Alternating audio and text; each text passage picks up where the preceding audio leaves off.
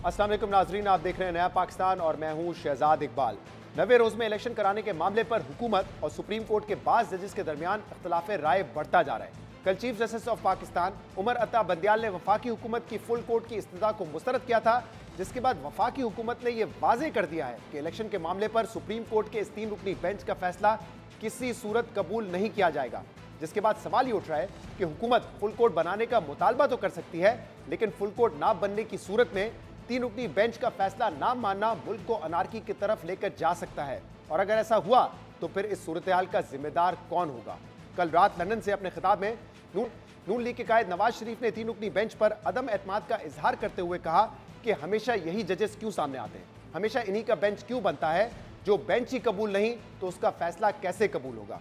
जबकि अहम बात यह है कि आज वजीर आजम की जेर सदारत इत्तेहादी जमातों के इजलास में नवाज शरीफ ने 3 रुकनी बेंच के बाइकआउट की तजवीज़ भी सामने रख दी है। लाहौर में होने वाले इस इजलास में नवाज शरीफ और पाकिस्तान पीपल्स पार्टी समेत दीगर इत्तेहादी जमातों के कायदीन और रहनुमाओं ने वीडियो लिंक के जरिए इस इजलास में शिरकत की। इजलास में वजीर आजम शहबाज शरीफ ने नवाज शरीफ से मशवरा मांग के हुकूमत इस मामले पर कोई ताउन करे या ना करे, जिस पर नवाज शरीफ ने मशवरा दिया कि पीडीएम की तमाम जमातों को 3 रुकनी बेंच का बाइकआउट करना चाहिए। 3 रुकनी बेंच से इंसाफ की कोई तवक्को नहीं है। इस बेंच में साकिब निसार ज़दा लोग शामिल हैं। बाइकआउट के अलावा कोई और रास्ता नहीं है। सियासी क़यादत के अक्सरियत के मुतालबे के बावजूद फुल कोर्ट का ना बनना खास एजेंडे की निशानदेही है। नवाज शरीफ ने तजवीज़ दी है कि अटॉर्नी जनरल अदालत में पेश होकर 3 रुकनी बेंच पर अदम एतमाद का इजहार करें और इजलास की कार्रवाई के बाइकआउट से आगाह करें। ज़राए के मुताबिक इस इजलास में पीडीएम के दीगर रहनुमाओं ने भी बेंच के बाइकआउट का मशवरा दिया, जबकि इस इजलास के बाद जो एलामिया जारी किया गया है उसके मुताबिक हुकूमत और इत्तेहादी जमातों ने 3 रुकनी बेंच पर अदम एतमाद करते हुए मुल्क में एक ही दिन इंतखाबात कराने का मुतालबा किया है। एलामिया के मुताबिक एक ही दिन में इलेक्शन से इनराफ मुल्क को तबाहकुन सियासी बहरान में डाल देगा, जबकि मुल्क में अलग अलग इलेक्शन मुल्क के माशी मफादात पर खुदकुश हमले के मुतरादिफ होंगे। एलामिया में कहा गया है कि 4 रुकनी अक्सरियती फैसले को मानते हुए मौजूदा अदालती कार्रवाई खत्म की जाए। सुप्रीम कोर्ट के चीफ जस्टिस अक़लियत के फैसले को अक्सरियत के फैसले पर मुसल्लत करना चाहते हैं। जस्टिस काजी फाइज ईसा की सरबराही में बेंच ने 184(3) के तमाम मुकदमात रोकने का हुक्म दिया है। इजलास के बाद पीडीएम के सरबराह मौलाना फजल रहमान ने मीडिया से गुफ्तगू में कहा कि पीडीएम को 3 जजेस पर मुश्तमिल बेंच पर कोई एतमाद नहीं है। इखलाकी तौर पर चीफ जस्टिस और दीगर 2 जजेस को इस केस से अलग हो जाना चाहिए। हमारी नजर में सुप्रीम कोर्ट और उसका जो मौजूदा बेंच है वाज़ेह तौर पर फरीक का किरदार अदा कर रहा है और हमें अब इस अदालत पर कोई एतमाद नहीं रहा है। चीफ जस्टिस साहब हों या उनके साथ शरीक-ए-कार 2 मुहतरम जजेस, उनकी जानिबदाराना रविश ने सुप्रीम कोर्ट को तकसीम कर दिया। चंद जजेस वाज़ेह तौर पर इमरान खान को रिलीफ देना चाहते हैं, उनकी पार्टी के मौक़िफ़ को हर कीमत पर जितवाना चाहते हैं। चीफ जस्टिस को और उनके 2 मुरफ़क़ा को अब इस केस से दस्तबरदार हो जाना चाहिए और इस मामले को खत्म कर देना चाहिए। हमने मुल्क को एक रखना है। मुल्क को एक रखने के लिए सन 47 से हमने ये वतीरा रखा हुआ है कि इलेक्शन सब एक दिन पे होते हैं। मौलाना फजल रहमान कह रहे थे कि मुल्क को एक रखने के लिए एक इलेक्शन होना जरूरी है। चीफ जस्टिस की जानिब से फुल कोर्ट बनाने का मुतालबा मुस्तरद करने पर हुकूमत अदालती कार्रवाई के बाइकआउट की तरफ जा रही है, जबकि नवाज शरीफ ने कल ही वाजे कर दिया था कि वो इस बेंच के फैसले को नहीं मानेंगे। क्यों इस्तेमाल किया जा रहा है कि ये 3 जजेस ही जो है वो बेंच पे रहेंगे? केस में ये 3 लोग आगे आ जाते हैं और ये तो तसलसल लगता है मुझे वही 2017 का जो आज होता है। आज के फैसले पता नहीं कहाँ लेके जाएंगे इस मुल्क को। अभी जो फैसला करने जा रहे हैं, भाई बचो इस फैसले से। जो कर सकते हो करना चाहिए, आपको खड़े हो जाएं एक बंदे की खातिर। इस तरह के फैसले सुनाते हैं क्या इमरान खान के लिए हमने सारे फैसले करने हैं? जो बेंच ही कबूल नहीं है तो उसका फैसला कैसे कबूल होगा? सीधी बात है। ये डिमांड के लिए फुल कोर्ट बनाए, उसका फैसला सबको कबूल हो। वो अगर नहीं बनता तो फिर 3 का बेंच क्यों? इसमें क्या मसलियत है? इसके पीछे क्या अवामिल कार फरमान? नवाज शरीफ ने कल इस खदशे का इजहार भी किया था कि इस फैसले से बचना चाहिए, क्योंकि अगर इस बेंच ने फैसला किया तो डॉलर 500 रुपए पर चला जाएगा। बचो इस फैसले से। जो कर सकते हो करना चाहिए, आपको खड़े हो जाएं। आप अपना जो है ना वो ऐसे लोगों के खिलाफ जो पाकिस्तान को तबाही के किनारे पहुंचाना चाहते हैं, कहां लेके जाएंगे मुझे समझ नहीं आती। इस फैसला अगर ये फैसला खुदा न खास्ता आया, डॉलर आपका 500 रुपये हो जाएगा। नवाज शरीफ कह रहे हैं कि आज के फैसले न जाने मुल्क को किस तरफ लेकर जाएंगे और जजेस को मुखातिब करते हुए कह रहे हैं कि ये जो फैसले करने जा रहे हैं उस फैसले से बचो।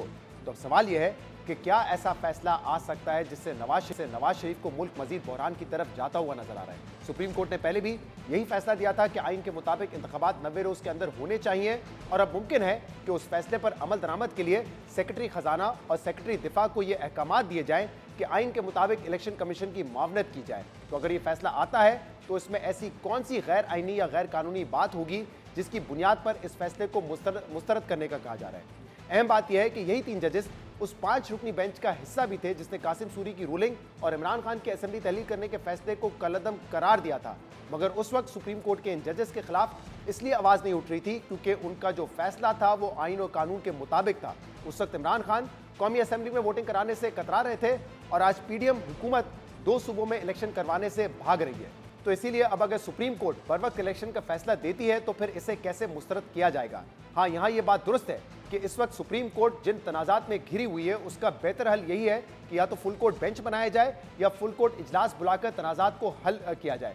इस वक्त सुप्रीम कोर्ट कई तनाजात में घिरा हुआ है और चीफ जस्टिस के फैसलों और इख्तियारात पर सिर्फ सियासी जमातों से आवाजें नहीं उठ रही बल्कि बेंचेस की तश्कील और तब्दीली पर अदलिया के अंदर से साथी जजेस का दबाव भी बढ़ता जा रहा है। इसके अलावा इलेक्शन में ताखीर पर सुप्रीम कोर्ट का फैसला 4-3 का है या 3-2 का, इसकी वजाहत भी आना जरूरी है क्योंकि 2 जजेस और वफाकी हुकूमत ये समझती है कि यह फैसला 4-3 का है, इसलिए उनका मानना है कि 3-2 के फैसले पर अमल दरामद का सवाल ही पैदा नहीं होता।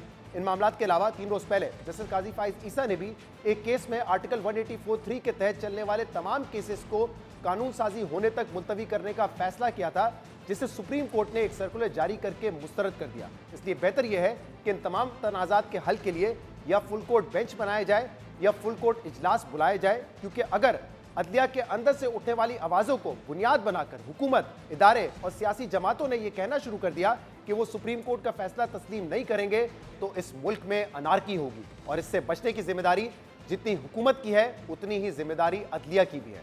एक तरफ तो हुकूमत ने 3 रुकनी बेंच का फैसला तस्लीम करने से इनकार कर दिया है, तो दूसरी तरफ चेयरमैन पाकिस्तान तहरीक-ए-इंसाफ इमरान खान ने आज सहाफियों से गुफ्तगू में कहा है कि अगर 90 दिन के अंदर इलेक्शन ना करवाए गए तो पाकिस्तान तहरीक-ए-इंसाफ सड़कों पर निकलेगी। जबकि पाकिस्तान तहरीक-ए-इंसाफ के सीनियर रहनुमा फवाद चौधरी ने हुकूमत के 3 रुकनी बेंच पर तनकीद की मजम्मत करते हुए कहा है कि मफरूर मुजरिम नवाज शरीफ चीफ जस्टिस को बता रहा है कि बेंच कैसे बनाना है।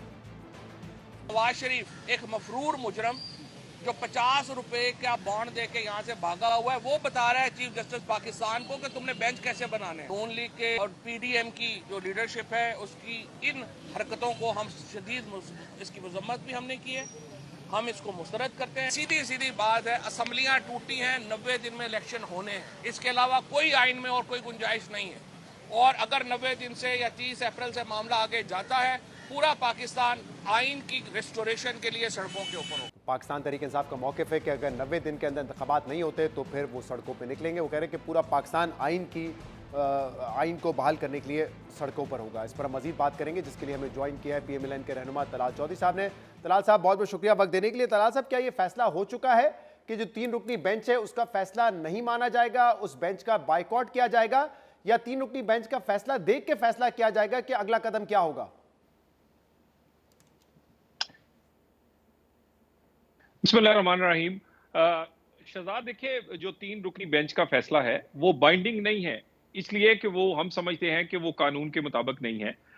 एक सबसे पहली बात यह है कि 4-3 यानी आज तक यही क्लियर नहीं हो सका कि 4-3 वाला मामला ये उसके बावजूद इस बेंच को क्यों बनाया गया। उसके बाद जस्टिस फाइज ईसा का हुक्म, वो फाइज ईसा का हुक्म के बाद आप तीसरा लेजिस्लेशन हो चुकी है पार्लियामेंट के अंदर।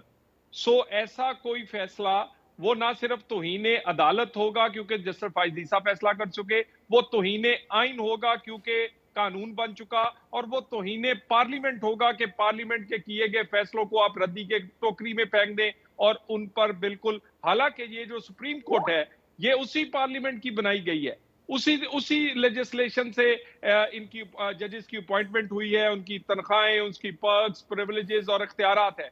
सो ऐसा फैसला जो कानून के मुताबिक नहीं है वो किसी पर भी बाइंडिंग नहीं है, हुकूमत और भी किसी पे बाइंडिंग नहीं। इस वक्त कुछ तनाज़ात हैं सुप्रीम कोर्ट से मुतल्लिक, जिनका हमने जिक्र अपने इब्तिदाई में भी किया, और उसको हल करने के लिए फुल कोर्ट बेंच हो या फुल कोर्ट इजलास हो, उसमें ये मसाइल हल होना चाहिए, ये ज़रूरी बात है। आपने भी कहा, मुतालबा किया कि फुल कोर्ट बनना चाहिए, लेकिन अगर चीफ जस्टिस ऑफ पाकिस्तान, जिनका इख्तियार है, उन्होंने इस बात को मुस्तरद किया और 3 रुकनी बेंच ही फैसला सुन रहे, तो ये कैसे कहा जा सकता है तलाल साहब कि हम सुप्रीम कोर्ट का फैसला ही नहीं मानेंगे, 3 रुकनी बेंच का फैसला हम नहीं मानेंगे? ये तो अनारकी हो जाएगी मुल्क में अगर इस तरह की सूरत हाल होगी तो। देखिए, सबसे बड़ी वजह तो ये है कि सुप्रीम कोर्ट ऑफ पाकिस्तान के जो चीफ जस्टिस हैं, वो मौजूदा सूरत हाल में ना अपना सुप्रीम कोर्ट का ही किया गया हुक्म मानने को तैयार है, यानी फिर अगर वो नहीं मानेंगे सुप्रीम कोर्ट का हुक्म, तो मेरे आम शहरी या हुकूमत कैसे मांगेगी? फायज ईसा का हुक्म क्या अब सुप्रीम कोर्ट का हुक्म नहीं? क्या अगर वो पार्लियामेंट की लेजिस्लेशन को कबूल नहीं करेंगे, जिसमें रस्मी कार्रवाई बाकी है, सदर के साइन, बाकी सब कुछ हो चुका है, तो कौन करेगा? तो इस सारी सिचुएशन में मुझे ये बताइए कि आइन से इनहराफ कौन कर रहा है, कौन ये सूरत हाल पैदा कर रहा है? तो मेरा ख्याल है कि सेंस प्रिवेल करेगी, और चीफ जस्टिस साहब जो है ये तमाम सूरत हाल को मंडे वाले दिन ये बिल्कुल, ये फुल कोर्ट जो है बड़ा जायज मुतालबा है, फुल कोर्ट में भी सुप्रीम कोर्ट ने फैसला करना है, साहब, इसमें वो देखिए कोई दो किसी बातें और हैं ने ना। फैसला एक नहीं तो जो काजी फायज ईसा साहब का फैसला है वो 2-1 का है, लेकिन इससे पहले 5 रुकनी बेंच सुप्रीम कोर्ट का ये कह चुका है कि चीफ जस्टिस ऑफ पाकिस्तान का इख्तियार है 184(3) के तहत फैसला करना या मुकदमा सुनना, सुमोटो केसेस सुनना। इसके अलावा जो 2 जजेस थे, उन्होंने ये कहा है कि हम 2 और जजेस की राय से मुत्तफिक हैं और इसीलिए फैसला 4-3 है। लेकिन वो जो 4-3 वाला फैसला कह रहे हैं 2 जजेस, उसमें भी 2 जजेस के ही नाम है, यानी कि 2 जजेस के सिग्नेचर होंगे। तो चीफ जस्टिस साहब कह रहे हैं कि 3-2 का फैसला है, 2 जजेस कह रहे हैं 4-3 का फैसला है। तो ये तमाम इशूज ऐसे हैं जो कि ज़ेरे बहस हैं और इसको हल होना जरूरी है। लेकिन मैं ये कह रहा हूं कि अगर अदालत कोई फैसला करती है 3 रुकनी बेंच, और दूसरी पार्टी सामने आके ये कह दे, यानी हुकूमत ये कह दे कि हम फैसले पर अमल ही नहीं करेंगे, ना सेक्रेटरी दिफा अमल करेगा, ना सेक्रेटरी खजाना अमल करेगा, ये कैसे मुमकिन है? ये तो मुल्क को मुकम्मल तौर पर अनारकी की तरफ ले जाएंगे हम। देखिए, सुप्रीम कोर्ट के पास जो इख्तियार है ना, वो कोई उसके पास लामतनाही इख्तियार नहीं है, उसके पास वही इख्तियार है जो कानून और आइन में दिया गया है।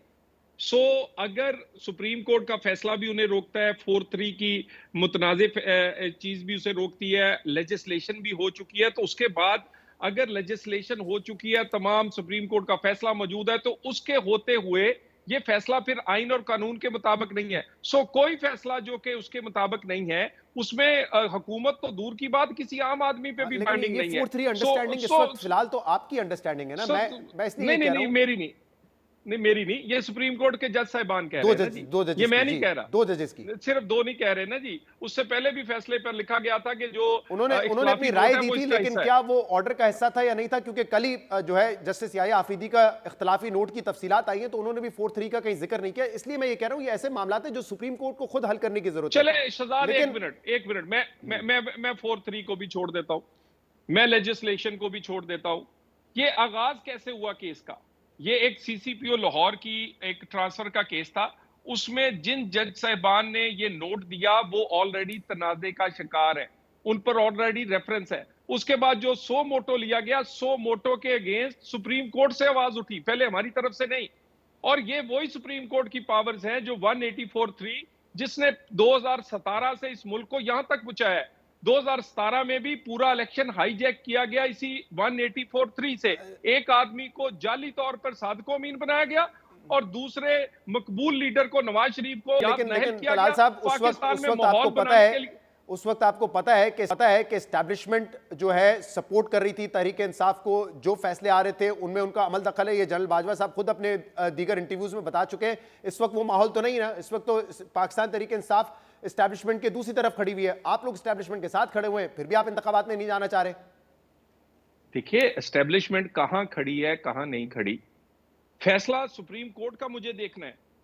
कौन लोग उनकी कठपुतली बने हैं जो भी ये फैसला करवाना चाहते थे, वो जनरल फैज थे या जो भी थे।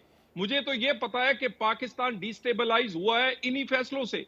2017 के बाद ये जो माहौल बनाया गया, जो इलेक्शन हाईजैक किया गया, एक पाकिस्तान पे इमरान खान को मुसल्लत किया गया, 184(3) के उस कानून ने जो सुप्रीम कोर्ट पे तनो तनहा चीफ जस्टिस साकिब निसार ने इस्तेमाल करके किया, आज पाकिस्तान में ना डॉलर ठहर रहा है, ना पाकिस्तान में गरीब की रोटी बची है, ना पाकिस्तान की इज्जत बची है।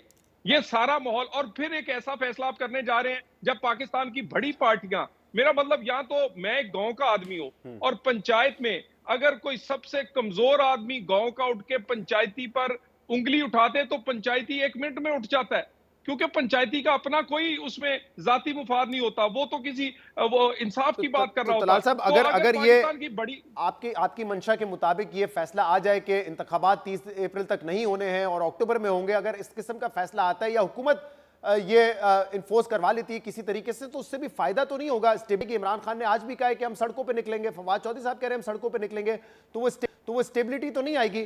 और अगर आप समझते हैं कि जो इस वक्त मुल्क के हालात है उसका जिम्मेदार तहरीक इंसाफ है, चाहे वो मईशत हो चाहे वो डॉलर हो, तो फिर उनका बेस्ट तरीका तो यही है कि आप इलेक्शन में जाए, मुकाबला करें, उनको शिकस्त दें, अपनी हुकूमत बनाएं। यही तो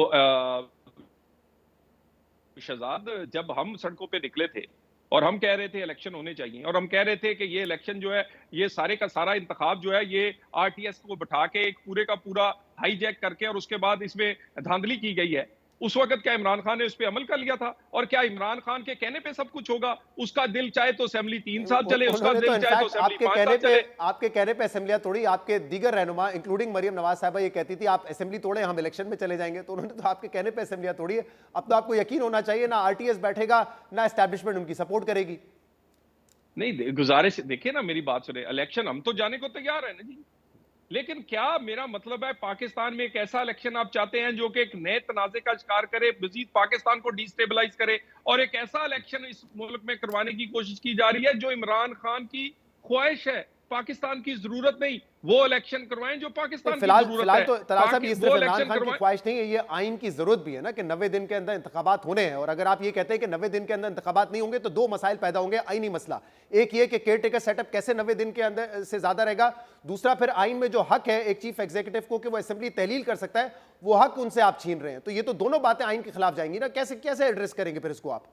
चले मैं एक और सिचुएशन, जब पहले इसका तो जवाब दे दें कि क्या मोहसिन नकवी साहब आप कह रहे हैं कि 90 दिन के से ज्यादा केयरटेकर सीएम रह सकते हैं, और क्या ये फैसला करके अगर अदिया भी ये फैसला करती है कि इलेक्शन नहीं होंगे तो जो चीफ एग्जीक्यूटिव का इख्तियार है वो तो आप उनसे छीन रहे हैं फिर?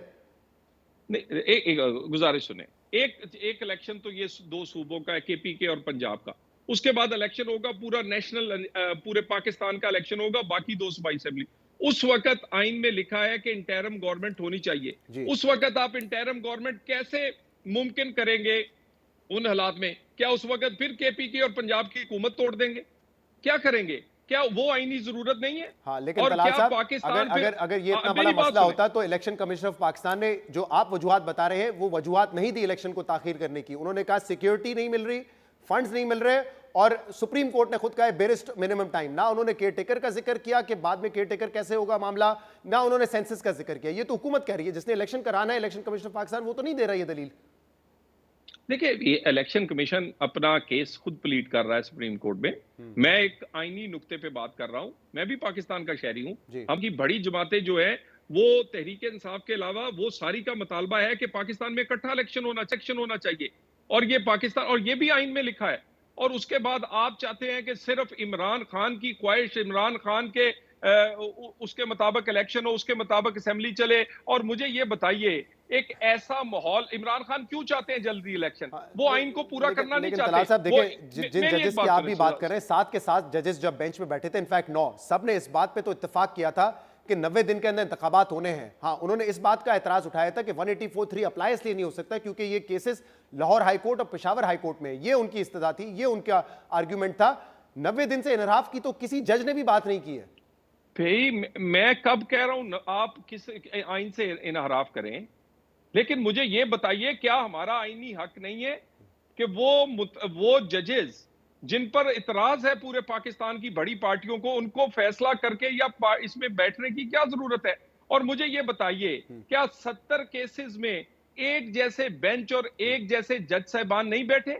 क्या पाकिस्तान में 2017 से लेकर इसी तरह की बेंच और इसी तरह के एक तरह के जज साहिबान ने सियासी फैसले किए जिसमें हमारी पार्टी शामिल थी? हाँ, एक तो आप लोगों को तकरीबन इस वक्त सुप्रीम कोर्ट के तकरीबन 1/3 जजेस पर एतराज है, और बेंच के अंदर से भी कुछ जजेस के हवाले से, उनके इख्तियारात के हवाले से सवाल जरूर उठ रहे हैं। लेकिन तलाल साहब, अभी कुछ अरसे पहले हमने देखा कि एक सेशन कोर्ट ने वारंट जारी किए, आपकी हुकूमत ने पूरा जोर लगा दिया कि उन वारंट पर अमल दरामद होना चाहिए, कानून की बालादस्ती होनी चाहिए, इमरान खान को गिरफ्तार होना चाहिए। उस वक्त हम भी आप बैठ के तनकीद कर रहे थे कि इमरान खान को खुद जाना चाहिए, या तो अपनी गिरफ्तारी दें या अदालत में पेश हो, ताकि जो आइन है, कानून है, उस पर अमल दरामद हो। अब वो सेशन कोर्ट का एक फैसला था, जिस जज के फैसले को आप इंप्लीमेंट कराने के लिए पूरी रियासती मशीनरी का इस्तेमाल कर रहे थे, अब आप कह रहे हैं लेकिन सुप्रीम कोर्ट का फैसला आएगा तो हम नहीं मानेंगे क्योंकि उन्होंने हमारी फुल कोर्ट की इस्तदा मुस्तरद कर दी है। देखिए, सुप्रीम कोर्ट का फैसला जब आए थे तो नवाज शरीफ को हटाया गया और हमारी हुकूमत थी उस वक्त, हमारी पंजाब में भी हुकूमत थी। उसके बाद हम बड़ी पार्टी थे, क्या फैसला बाद में आया, अमल पहले किया। उसके बाद जब सजा सुनाई गई तो मियां नवाज शरीफ अपनी बेटी का हाथ पकड़ के लंदन से आ गए, जहां पर पाकिस्तान के कोई पुलिस या कोई जाके ला नहीं सकता था। हमने तो अमल करके दिखाया उन फैसलों पे भी जिन पर हमें इतराज था, जिन पर हम पहले से इतराज उठा चुके थे। हम कह रहे थे कि ये इंजीनियरिंग हो रही है, ये विक्टिमाइज कर रहे हैं। मगर मुझे ये बताइए, जो सेशन जज का फैसला है उसको इख्तियार है, हम कहते हैं ये इख्तियार ही नहीं है इस वक्त ये वाले बेंच को इस तरह के फैसले करने का, और इसकी दलीलें मौजूद हैं। ये मैं नहीं कह रहा, कानूनदान कह रहे हैं। अच्छा, ये तलाल साहब, समझने क्या वाले कह ये रहे हैं। आपकी हुकूमत ने फैसला किया है कि जो 3 जजेस हैं उनके खिलाफ कोई रेफरेंस फाइल किया जाएगा? देखिए, मेरे पास तो इस तरह की अभी कोई मालूमात नहीं है, लेकिन मेरा ख्याल है कि अगर इस तरह का इनाराफ होगा कि वो सुप्रीम कोर्ट के फैसले को भी ना माने, वो 4-3 वाले इशू को भी ना माने, वो लेजिस्लेशन हो चुकी है, पार्लियामेंट अपना माइंड जो है वो बता चुकी है, उसको भी ना माने, तौहीन अदालत भी हो, तौहीन आइन भी हो, तौहीन पार्लियामेंट भी हो, तो रेफरेंस तो बनता है। अगर ये अभी भी रेफरेंस नहीं डालेंगे इतने बड़ी चीजों के बाद, तो कब डालेंगे? ये एक मेरी जाती राय है, या मेरा मतलब एक कानून के तालब इलम के तौर पे। और मुझे ये तो बताइए, आप कह रहे हैं कि रेफरेंस सुप्रीम कोर्ट इनके खिलाफ, इन जजेस के खिलाफ रेफरेंस दायर करना चाहिए आपकी हुकूमत को? नहीं, मैं देखिए, मेरी एक राय है ना कि तौहीन अदालत भी हो रही है, तौहीन पार्लियामेंट भी हो रही है और तौहीन आइन भी हो रही है, और इसके होते हुए तो यकीनन इतराज बनता है, यकीनन जो भी कार्रवाई है वो बनती है। मगर ये तो नहीं हो सकता कि हाईएस्ट लेवल पे सुप्रीम कोर्ट अगर आइन को नहीं मानेगी, सुप्रीम कोर्ट अगर सुप्रीम कोर्ट के फैसलों को नहीं मानेगी, तो आम आदमी कैसे मानेगा ना जी? बहुत बहुत सबसे पहले शुक्रिया, तो बहुत उनको बहुत शुक्रिया एग्जाम्पल तलाल बननी है। चौधरी साहब हमारे साथ मौजूद। गुफ्तगू आपने सुनी, इस पर हम मजीद बात भी करेंगे। एक ब्रेक के बाद आपके सामने हाजिर होते हैं, हमारे साथ रहिएगा।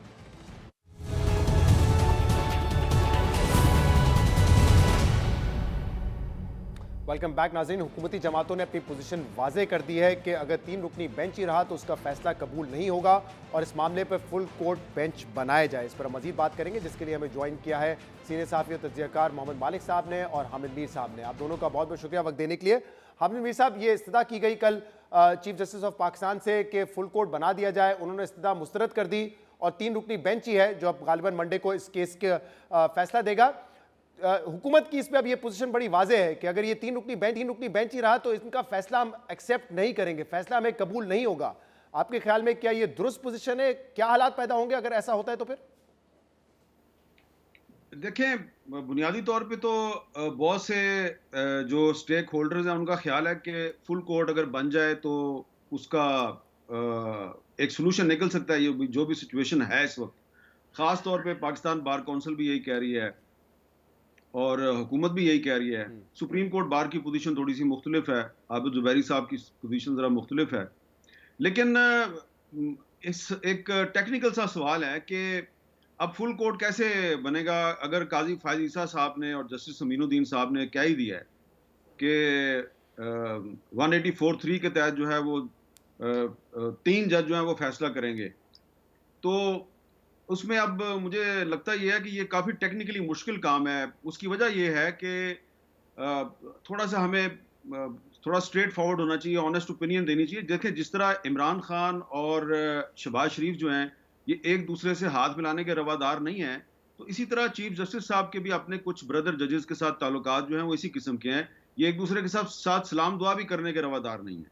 तो जो एक दूसरे के साथ हाथ मिलाने के रवादार नहीं है, सलाम दुआ नहीं करते और एक दूसरे से रूठे हुए हैं, तो वो एक बेंच पे कैसे बैठेंगे? तो ये एक बड़ी एक रियलिस्टिक सी बात है, जो ग्राउंड रियलिटी है, जो शायद कोई आपके साथ ये बात ना करे, लेकिन ये एक हकीकत है कि जिस तरह सियासतदान जो है वो एक दूसरे के साथ रूठे हुए हैं, हाथ नहीं मिलाते, तो जजेस का, सुप्रीम कोर्ट के जजेस का भी यही हाल है। तो ये एक टेक्निकल सा प्रॉब्लम है। मेरा ख्याल है कि ये चीफ जस्टिस साहब जो है वो मशवरा अगर दे रहे हैं कि हुकूमत और अपोजिशन आपस में मिल बैठ के कोई रास्ता निकालें, तो पहले वो अपने उन जजेस के साथ, साथी जजेस के साथ बैठ के कोई रास्ता निकालने की कोशिश करें कि जिनके साथ उनका फड्डा जो है वो अब कुछ सीक्रेट नहीं है, सारी दुनिया को पता है कि ये जज साहिबान जो हैं जिनका हम बड़ा एहतराम करते हैं, या आपस में अभी से नहीं लड़े हुए, ये तब से लड़े हुए हैं जब इमरान खान के दौरे हुकूमत में काजी फायज ईसा के खिलाफ एक रेफरेंस दायर हुआ था नाअहली का, और उसमें जस्टिस मुनीब अख्तर साहब जो हैं उन्होंने मिसेस काजी फायज ईसा को सुप्रीम कोर्ट के अंदर कुछ ऐसे सवालात किए थे, वो रो पड़ी थी। तो इन्होंने तो एक दूसरे की बीवियों को रुला दिया है, एक दूसरे को भी रुला रहे हैं। तो इनको चाहिए कि ठीक है, अब पूरी कौम जो है उसकी नजरें सुप्रीम कोर्ट पे हैं, तो अभी भी टाइम है। सही। कल इतवार का दिन है, तो जो उमर अताब बंदयाल साहब हैं वो कल इतवार के दिन अपने घर पे एक गैर रस्मी इजलास बुलाएं और जिन जजेस के साथ उनकी लड़ाई है उनके साथ मामला तय करें, और फिर एक ऐसा लाया अमल सामने लेके आए जो सबके लिए काबिल कबूल हो। मालिक साहब, ये इस्तदा की गई कि फुल कोर्ट बना दें, अभी इख्तियार तो चीफ जस्टिस का ये कि वो फुल कोर्ट बनाते हैं या नहीं बनाते। अगर बना लें तो शायद बहुत सारे ऐसे इस वक्त तनाज़ात हैं जो कि हल हो जाएंगे।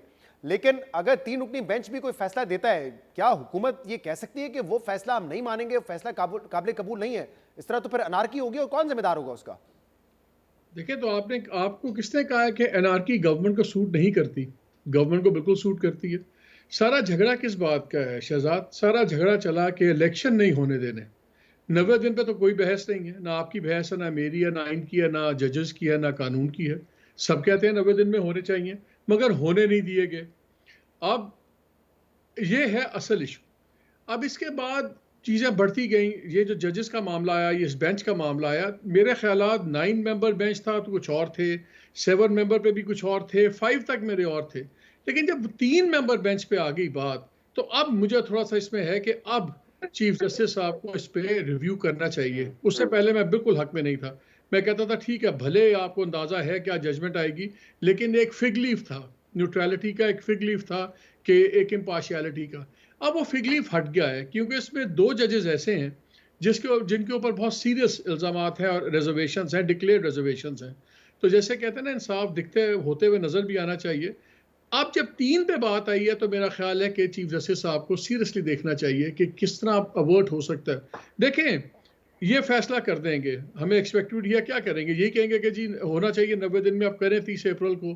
गवर्नमेंट नहीं आएगी, ये लोगों को दाती कैपेसिटी में बुला लेंगे। हो सकता है गवर्नमेंट को रगड़ भी दें, चीफ प्राइम मिनिस्टर को रगड़ दें, अगर वो करते हैं। यूसुफ रज़ा गिलानी की मिसाल सामने है।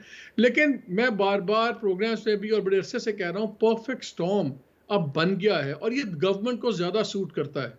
वो हर कीमत पे, हर कॉस्ट देने पे तैयार है इलेक्शन ना होने के, इलेक्शन हो जाए ना हो, और उस पर वो बिल्कुल पत्ते उसी तरफ पड़ रहे हैं। और एक बात जो हामिद अभी बात कर रहे थे ना, कि ये फड्डा तब शुरू हुआ था जब फायज ईसा साहब का रेफरेंस था और उसमें सारी कोर्ट की डिविजन्स हो गई, तब पहली बारी सामने आई थी। डिविजन्स उससे बहुत पहले की थी।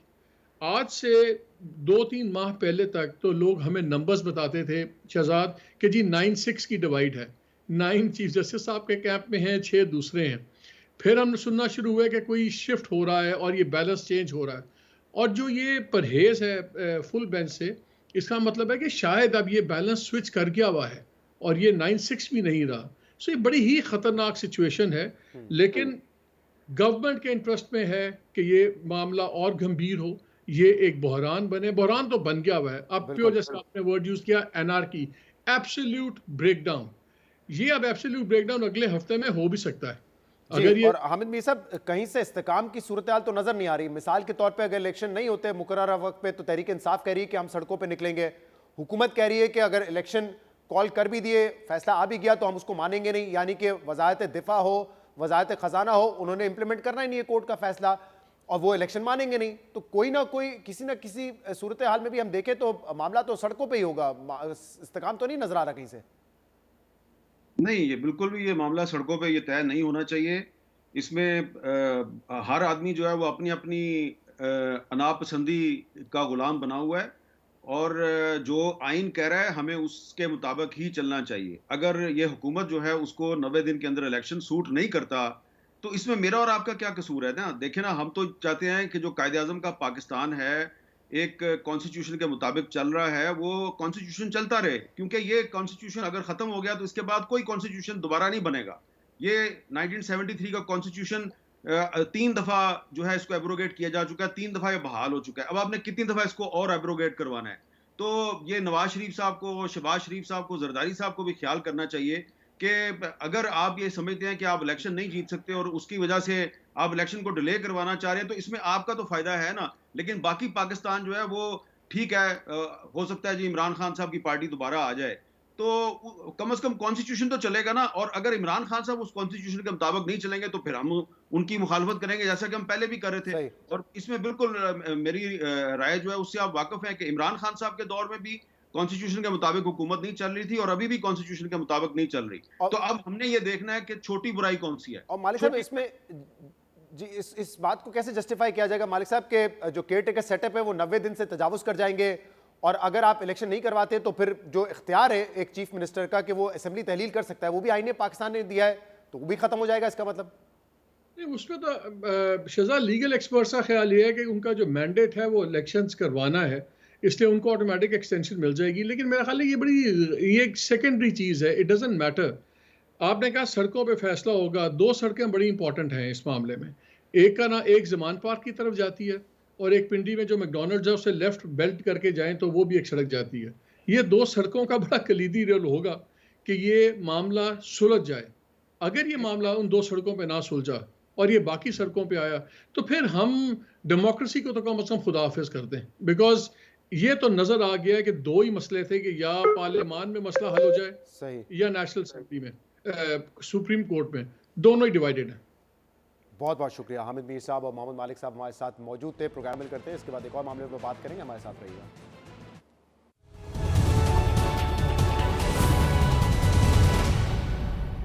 Welcome back. पिछले कुछ अरसे से लीगल कम्युनिटी की तरफ से सुप्रीम कोर्ट में बेंचेस की तश्कील और असखुद नोटिस लेने के चीफ जस्टिस के इख्तियारात में इस्लाहात का मुतालबा किया जा रहा था, और अब खुद सुप्रीम कोर्ट के जजेस भी चीफ जस्टिस के इन इख्तियारात पर सवाल उठा रहे हैं और कानूनी हलकों के इन मुतालबात और बेंचेस की तश्कील और सू मोटो केसेस से पैदा होने वाले तनाज़ात को सामने रखते हुए वफाकी हुकूमत ने supreme court practice and procedure bill 2023 parliament से मंजूर करवा लिया है, और अब ये बिल मंजूरी के लिए सदर मुमलिकत डॉक्टर आरिफ अलवी के पास है।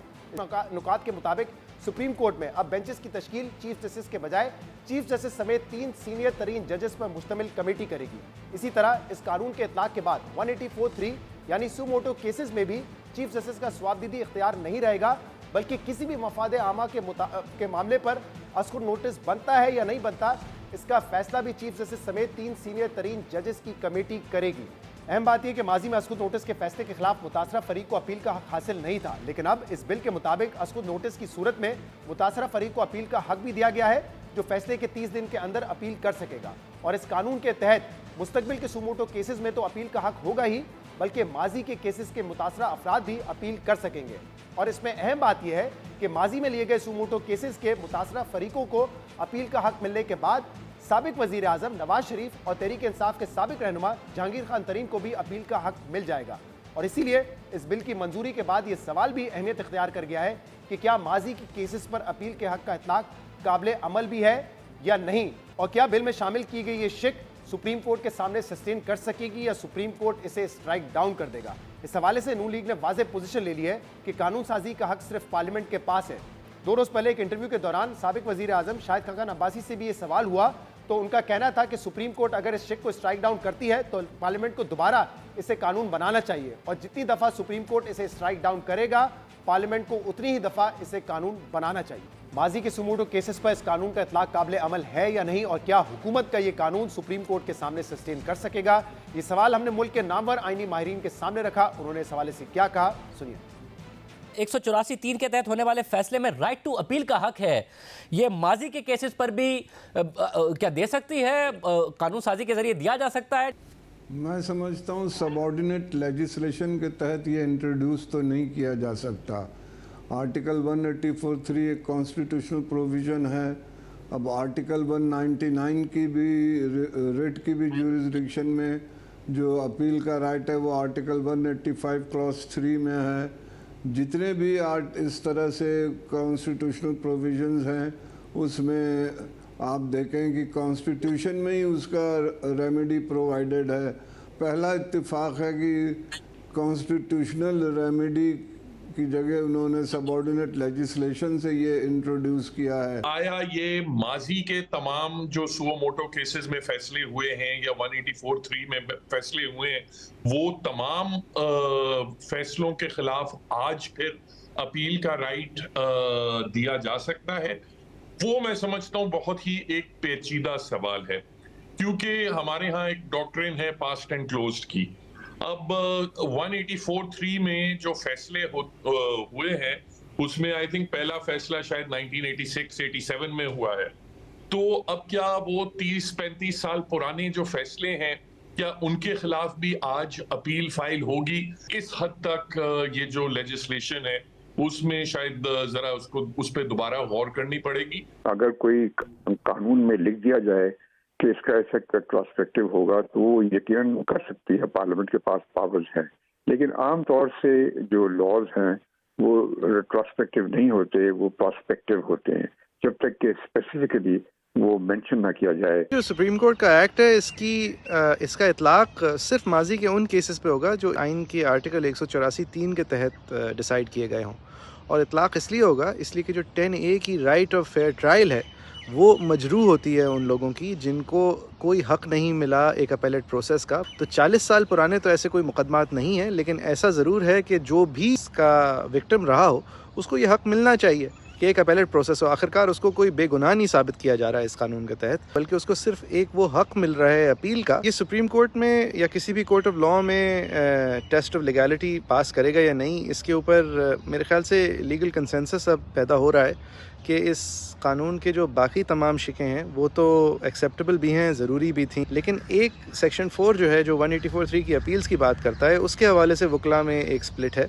चंद वकला समझते हैं कि फेडरेशन के पास 184(3) की अपील प्रोवाइड करना जो है वो 184(3) पे एक तरह की कदगन लगाना है, लिहाजा ये सिर्फ एक आइनी तरमीम के थ्रू आ सकती थी। चंद वकला ऐसा समझते हैं कि आर्टिकल्स एंट्री 55 और 58 को अगर साथ पढ़ा जाए और देखा जाए कि 191 के अंदर जो इख्तियारात हैं और ये देखा जाए कि 184(3) की जो अपील है वो कोई एक्सपेंशन ऑफ जुरिसडिक्शन नहीं है, बल्कि एक क्लैरिफिकेशन ऑफ रेगुलेटरी प्रोसीजर है। जो पार्लियामेंट ने अभी एक बिल इंट्रोड्यूस किया है अदलिया में इस्लाहात का, और ख़ास तौर पे उसमें आर्टिकल 184(3) जो सुप्रीम कोर्ट का ओरिजिनल जुरिसडिक्शन है, इसके रिट्रोस्पेक्टिविटी का ताल्लुक है कि इसका इतलाक जो है वो माजी में भी होगा, और उसमें एक जो राइट ऑफ अपील दिया गया है सुओ मोटो के किसी भी डिसीजन का, ये चीज़ मुमकिन है क्योंकि किसी भी कानून में अगर ये एक शिक मौजूद हो कि ये जो कोई भी कानून बन रहा है उसका इतलाक माजी से होगा, रिट्रोस्पेक्टिवली होगा, तो उसमें वो पिछले तमाम केसेस जो है वो कवर हो सकते हैं,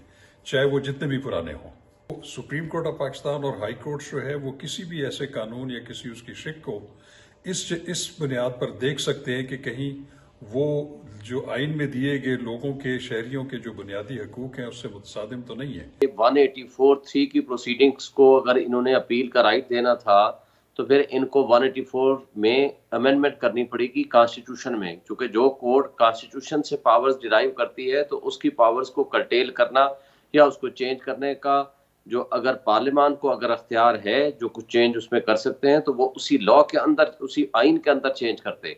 जहां तक इस बात का ताल्लुक है कि जो उसको रेट्रोस्पेक्टिव एप्लीकेबिलिटी दे दी गई है तो ये भी इलीगल है, क्योंकि सब्सटेंशियल जस्टिस का तकाजा ये है कि जब आप कोई भी मैटर हो और उसके खिलाफ एक रिव्यू की एक प्रोविजन मौजूद है आर्टिकल 188, किसी ने अवेल की तो उसका डिसमिस हो गया और या एक्सेप्ट हो गया, या किसी ने अवेल नहीं की तो meaning thereby that is hit by the close and past transaction.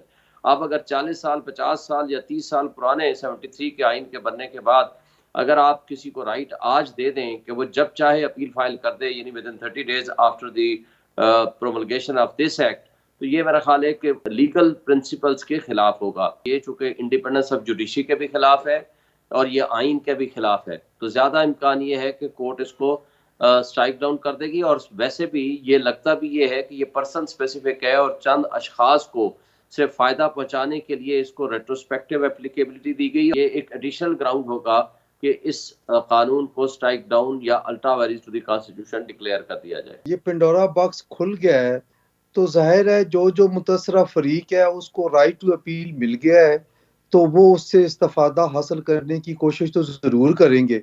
लेकिन जो मेरा ख्याल है बहुत पुराने केसेस हैं, शायद उनको एंटरटेन ना किया जा सके। अगर वो इशू अब तक अलाइव है तो फिर शायद वो उनको एंटरटेन किया जा सके। एक फरीक तो ये बात कर रहा है कि हम इसको चैलेंज करेंगे और अदालत स्ट्राइक डाउन कर देगी, लेकिन इसमें मेरा ख्याल है कि 10 या 15 दिन अब लग जाएंगे। मोहतरम सदर साहब या तो वापस भेजेंगे, जो कि लग रहा है कि वो वापस भी भेजेंगे, तो उसके बाद पार्लियामेंट का जॉइंट सेशन हो के वो एक दिन में ये सारा काम शायद हुकूमत करवा रहे जिस जल्दबाजी में वो कर रहे हैं। तो फिर बेंचेस की तश्कील 3 रुकनी कमेटी करेगी जिसके हेड चीफ जस्टिस साहब होंगे, सीनियर प्यूनी जज और तीसरे सीनियर मोस्ट जज होंगे। तो फिर सिंपल मेजॉरिटी से यानी 2-1 से भी फैसला हो सकता है बेंचेस की तश्कील का। तो वो फिर अगर तो उस हिसाब से उन्होंने बेंच तश्कील किया उस कमेटी ने, तो फिर शायद वो बेंच न बन सके जो स्ट्राइक डाउन करने की पोजीशन में हो। मेरा तो ख्याल है कि ये मामला, ये कानूनी जंग सुप्रीम कोर्ट के अंदर भी और सुप्रीम कोर्ट के बाहर भी ये लगी रहेगी।